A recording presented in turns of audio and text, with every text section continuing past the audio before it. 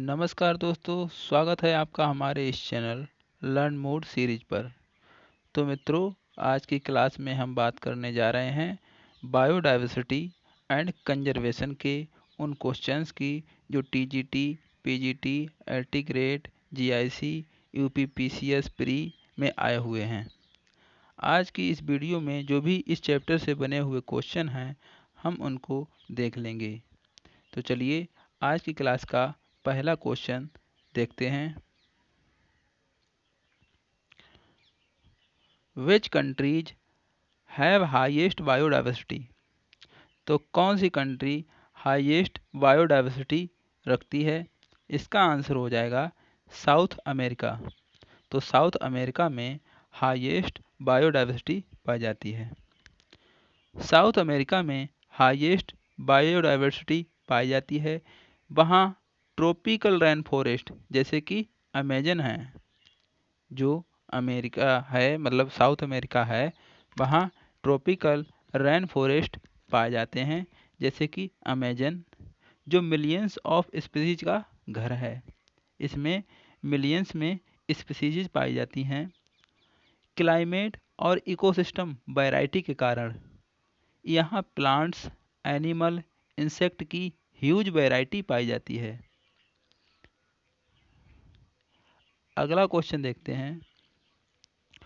What is not a major characteristic feature of biodiversity hotspots? तो कौन सा biodiversity hotspot का करेक्टरिस्टिक फीचर नहीं होगा? इसका आंसर है mostly located in the polar regions. तो यहाँ पर क्या है? Mostly located in the polar region, और यही इसका आंसर हो जाएगा। लेकिन ये बायोडाइवर्सिटी का करेक्टरिस्टिक फीचर नहीं है। बायोडाइवर्सिटी हॉटस्पॉट्स ट्रॉपिकल एरिया में होते हैं। कौन से एरिया में? ट्रॉपिकल एरियाज में होते हैं।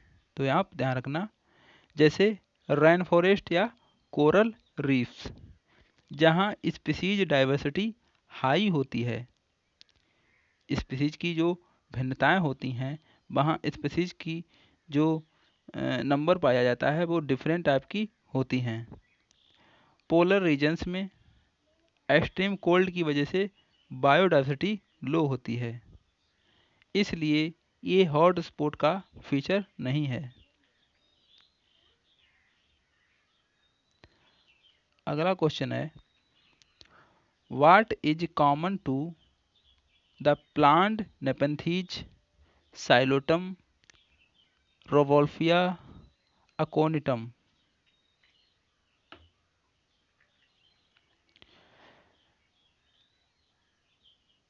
तो यहाँ पर क्वेश्चन कह रहा है what is common to the plant Nepenthes, Psilotum, Rauvolfia and Aconitum. तो इसमें क्या कॉमन होता है? इसका आंसर है all are prone to over exploitation. तो इनका क्या है? ये सभी जो हैं, ये सभी प्लांट्स हैं, इनका ओवर एक्सप्लॉयटेशन किया जाता है, क्योंकि इनका क्या है? इनका इकोनॉमिकल, मेडिसिनल रूप से या ऑर्नामेंटल रूप से इम्पोर्टेंस बहुत होता है, तो इसलिए इनका दोहन ज़्यादा किया जाता है। ये फोर प्लांट्स, यानी ये चारों प्लांट्स, जैसे नेपेंथीज जिसे क्या कहते हैं? पिचर प्लांट्स, जिसे कहते हैं पिचर प्लांट। साइलोटम, इसे प्रिमिटिव प्लांट्स कहते हैं, इसे प्रिमिटिव प्लांट कहते हैं। रोवोल्फिया को मेडिसिनल प्लांट कहते हैं। अकोनिटम को मेडिसिनल हर्ब कहते हैं। ओवर एक्सप्लॉयटेशन के प्रोन है, ये क्या है? ओवर एक्सप्लॉयटेशन के प्रोन है। इनका क्या है? इनका इम्पोर्टेंस अधिक होने के कारण इनका इनका दोहन ज़्यादा किया जाता है, क्योंकि इनका मेडिसिनल, ऑर्नामेंटल या साइंटिफिक वैल्यू है, जिससे इलीगल हार्वेस्टिंग बढ़ता है। अगला क्वेश्चन है, the one horn rhinoceros is specific to which century? तो वन हॉर्न राइनोसेरॉस किस सेंचुरी के लिए स्पेसिफिक है? इसका आंसर हो जाएगा काजीरंगा। वन हॉर्न राइनोसिरोस जो जिसे गेंडा कहते हैं, मेनली काजीरंगा नेशनल पार्क जो असम में पाया जाता है, इसके लिए क्या है, इसके लिए फेमस है। ये सेंचुरी इसके कंजर्वेशन के लिए फेमस है। क्या है, ये सेंचुरी जो है इसके कंजर यानी इसके सुरक्षा के लिए फेमस है और सुइटेबल हैबिटेट प्रोवाइड करता है। अगला क्वेश्चन है what is the biodiversity range. तो बायोडाइवर्सिटी की रेंज क्या है, यानी जो जैव विविधता है इसकी रेंज कहाँ तक है। तो इसका आंसर हो जाएगा 1.7 टू 1.8 मिलियन। 1.7 टू 1.8 मिलियन तक बायोडाइवर्सिटी की रेंज पाई जाती है। अर्थ पर ज्ञात स्पीसीज की नंबर, जो अर्थ पर ज्ञात स्पीसीज हैं उनकी जो संख्या है वो कम से कम 1.7 से 1.8 मिलियन के बीच है। ये बायोडाइवर्सिटी रेंज है और इसी की क्या कहते हैं, बायोडाइवर्सिटी की रेंज कहते हैं, जो प्लांट्स, एनिमल्स और माइक्रो ऑर्गेनिज्म को कवर करता है। आल्दो एक्चुअल नंबर और भी ज़्यादा हो सकता है। अगला क्वेश्चन है what was the little use by Linnaeus for his publication. What was the, sorry little नहीं है, ये टाइटल है। What was the title used by Linnaeus for his publication. तो जो लीनियस का पब्लिकेशन था, उन्होंने अपने पब्लिकेशन के लिए किस टाइटल का यूज किया। तो इसका आंसर है सिस्टेमा नेचुरी। तो सिस्टेमा नेचुरी लीनियस के द्वारा लिखा गया एक पब्लिकेशन था और इसका टाइटल सिस्टेमा नेचुरी रखा गया। कार्ल लिनियस ने अपनी बुक सिस्टेमा नेचुरी में ऑर्गेनिज्म को क्लासीफाई करने का सिस्टम दिया। ऑर्गेनिज्म को क्लासीफाई करने का सिस्टम दिया। ये बायनोमियल नोमेनक्लेचर का बेस है, यानी ये सिस्टेमा जो नेचुरी है, सिस्टेमा नेचुरी है, ये क्या है, बायनोमियल नोमेनक्लेचर का बेस का काम करता है, जो आज भी साइंटिफिक नेमिंग में यूज होता है। अगला क्वेश्चन देखते हैं व्हाट इज ICBN।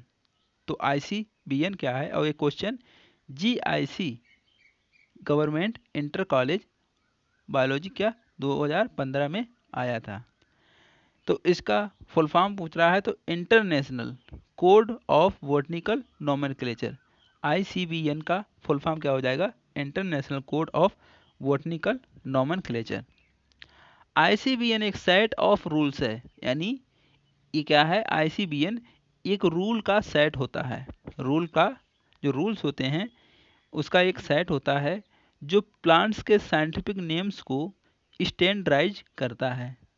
ये इंश्योर करता है कि एवरी प्लांट, ये क्या बताता है कि प्रत्येक प्लांट का यूनिक और ग्लोबली एक्सेप्टेड नेम होना चाहिए। ये प्रूव करता है कि प्रत्येक प्लांट का एक नाम ऐसा होना चाहिए जो यूनिक हो और ग्लोबली एक्सेप्टेड हो। अगला क्वेश्चन है what does international code for zoological nomenclature stand for. तो international code for zoological nomenclature क्या स्टैंड करता है। तो इसका आंसर है ICZN। ICZN इसका आंसर हो जाएगा। ICZN एनिमल के साइंटिफिक नेम्स के लिए रूल्स प्रोवाइड करता है। तो ICBN था वो प्लांट्स के लिए रूल्स प्रोवाइड कर रहा था, और ICZN होता है वो एनिमल्स के लिए, जो एनिमल्स के साइंटिफिक नेम्स होते हैं उनके लिए रूल प्रोवाइड करता है। यह इंश्योर करता है कि हर एनिमल स्पीसीज का यूनिक नेम हो, कि उसका नेम जो हो वो यूनिक हो, जिससे कन्फ्यूजन उत्पन्न ना हो। अगला क्वेश्चन देखते हैं what are the number and types of organism present on earth collectively known as. तो नंबर और टाइप्स ऑफ ऑर्गेनिज्म जो अर्थ पर प्रेजेंट है उनके नंबर के बेस पर और उनके टाइप के बेस पर उनको कलेक्टिवली किस नाम से जाना जाता है या उनको एकत्र रूप से क्या कहते हैं। तो इसका आंसर हो जाएगा बायोडाइवर्सिटी। अर्थ पर प्रेजेंट ऑर्गेनिज्म का नंबर और टाइप्स को कलेक्टिवली बायोडाइवर्सिटी कहते हैं। इसमें प्लांट्स, एनिमल्स, फंजाई और माइक्रो ऑर्गेनिज्म सब इंक्लूड हो जाते हैं, यानी सबको शामिल किया जाता है। प्लांट्स को भी शामिल किया जाता है, एनिमल्स को भी, फंजाई को, माइक्रो ऑर्गेनिज्म को। अगला क्वेश्चन देखते हैं। What is against the rules of ICBN यानी international code for botanical nomenclature के अगेंस्ट यानी उसके विरुद्ध कौन सा रूल है। इसका आंसर है generic and specific name should be written starting capital letters. तो इसमें कह रहा है कि जो जेनेरिक और स्पेसिफिक नेम्स की शुरुआत कैपिटल लेटर से होनी चाहिए। ये बिल्कुल गलत है, लेकिन हमारा आंसर यही सही है, क्योंकि इसने पूछा है कि ICBN रूल के विरुद्ध कौन सा है। ICBN रूल्स के अगेंस्ट अगर जेनरिक यानी कि जीनस और स्पेसिफिक यानी कि स्पीसीज नेम को सेम स्टार्टिंग लेटर से लिखा जाए, बोथ नेम्स डिस्टिंक्ट होने चाहिए। मतलब इसके जो विरुद्ध है, इसमें कह रहा है कि जो जीनस का और स्पीसीज का है उसकी स्टार्टिंग सेम लेटर से होनी चाहिए, लेकिन ऐसा नहीं होता। बोथ नेम्स डिस्टिंक्ट होने चाहिए, यानी ये क्या है, दोनों नाम अलग अलग होने चाहिए। जैसे होमो सैपियंस, अब होमो सैपियंस में आप देखेंगे जो होमो का H है वो कैपिटल है और स्पीसीज सैपियंस का जो है ये स्पीसीज एपिथेट बताता है कि सैपियंस का स्मॉल से शुरू होगा। होमो और सैपियंस डिफरेंट होते हैं। अगला क्वेश्चन है what is not responsible for biodiversity loss. तो बायोडाइवर्सिटी लॉस के लिए कौन सा रिस्पॉन्सिबल नहीं है। इसका आंसर हो जाएगा एक्स सिचु कंजर्वेशन। एक्स सिचु कंजर्वेशन जो है वो बायोडाइवर्सिटी लॉस के लिए रिस्पॉन्सिबल नहीं होता। एक्स सिचु कंजर्वेशन जैसे कि जूस, सीड बैंक्स या बॉटनिकल गार्डन्स बायोडाइवर्सिटी लॉस का काज नहीं है। यानी जो बायोडाइवर्सिटी की लॉस हो रहा है उसका कारण जू नहीं है, सीड बैंक भी नहीं है, बॉटनिकल गार्डन्स भी नहीं है। यह एक्चुअली स्पीसीज को प्रोटेक्ट करने का मेथड है। यानी एक्स सिचु कंजर्वेशन क्या है, ये स्पीसीज को प्रोटेक्ट करता है by preserving them outside natural habitat, यानी नेचुरल हैबिटेट के बाहर इनको प्रिजर्व किया जाता है। अगला क्वेश्चन है which is not a method of in situ conservation of biodiversity. तो in situ conservation, in situ या in situ conservation of biodiversity का कौन सा मेथड नहीं है। तो इसका आंसर हो जाएगा बॉटनिकल गार्डन। इन सिटू कंजर्वेशन में स्पीसीज को उनके नेचुरल हैबिटेट में प्रोटेक्ट किया जाता है। यानी इन सिटू कंजर्वेशन में जो भी स्पीसीज होती हैं, एनिमल्स या प्लांट्स होते हैं, उनको उनके नेचुरल हैबिटेट में ही संरक्षित कर दिया जाता है। जैसे नेशनल पार्क, जो नेशनल पार्क बनाए जाते हैं या सेंचुरीज जो बनाई जाती हैं, वो क्या है, उनका एक नेचुरल हैबिटेट होता है और उसी में उसे प्रोटेक्ट कर दिया जाता है। बॉटनिकल गार्डन एक्स सिचु कंजर्वेशन है। जो बॉटनिकल गार्डन बनाए जाते हैं ये क्या है, एक्स सिचु कंजर्वेशन होता है, क्योंकि ये आर्टिफिशियल एनवायरनमेंट में प्लांट को ग्रो करता है। अगला क्वेश्चन देखते हैं act to conservation of threatened animals and plants is related to. Act to conservation में जो थ्रेटेंड एनिमल्स और प्लांट्स होते हैं वो किससे रिलेटेड होंगे? तो इसका आंसर हो जाएगा wild life safari park. Wild life safari park. Act to conservation में थ्रेटेंड्स एनिमल्स और प्लांट्स को वाइल्ड लाइफ सफारी पार्क, जो वाइल्ड लाइफ सफारी पार्क होती हैं, जूस होते हैं या सीड बैंक जैसे कंट्रोल्ड एनवायरनमेंट में प्रोटेक्ट किया जाता है, ना कि उनके नेचुरल हैबिटेट में। जब उनके नेचुरल हैबिटेट में प्रोटेक्ट किया जाता है तो उसे इन सिटू कंजर्वेशन कहते हैं। अगला क्वेश्चन है what is national aquatic animal of India. तो इंडिया का नेशनल एक्वेटिक एनिमल कौन सा है? तो इसका आंसर है गंगा रिवर डॉल्फिन। जो गंगा रिवर डॉल्फिन है इसको national aquatic animal of India कहते हैं। गंगा रिवर डॉल्फिन यानी गंगा नदी की डॉल्फिन इंडिया का नेशनल एक्वेटिक एनिमल है। यह गंगा और ब्रह्मपुत्र रिवर्स में पाई जाती है। जो गंगा रिवर है और ब्रह्मपुत्र रिवर है उसमें पाई जाती है और इंडेंजर्ड स्पीसीज कहलाती है। ये क्या है? ये एक इंडेंजर्ड स्पीसीज है। अगला क्वेश्चन है more than 25% of drugs are derived from plants.